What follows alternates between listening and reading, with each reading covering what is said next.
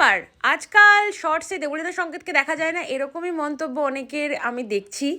খুব শিগগিরই তোমাদেরকে জানাবো, অনেকগুলো মাস আমরা বলতে পারো একটা অন্য রকম জীবনযাত্রার মধ্যে দিয়ে চলছি, যেটা আমরা এত বছর ধরে চাইতাম। আর তার জন্য অনেক কিছু হ্যাপাজার্ড হয়ে যাচ্ছে। বহরমপুর কলকাতা এই চলছে।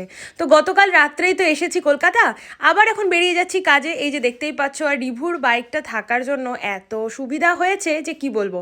ফিরে গেছিলাম আজকে একটু তাড়াতাড়ি, কারণ আজকে একটু বেরোনোর ইচ্ছা আছে। অনেক দিন বাদে ভেবেছি আজকে একটু ঘুরতে যাব, জানি না আলটিমেটলি কি হবে। তো বাড়িতে এসে গতকাল রাত্রে যে বাজারগুলো করে ঢুকেছিলাম সেইগুলো ধুয়ে রেখে দিয়েছিলাম, ওইগুলো ফ্রিজে তুলে দিল।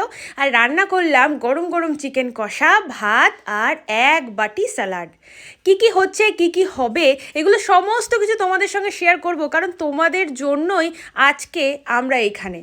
আর এইটুকুই বলবো যে প্লিজ এইভাবেই পাশে থেকো, আর আমাদের ভুল বোঝো না কিন্তু।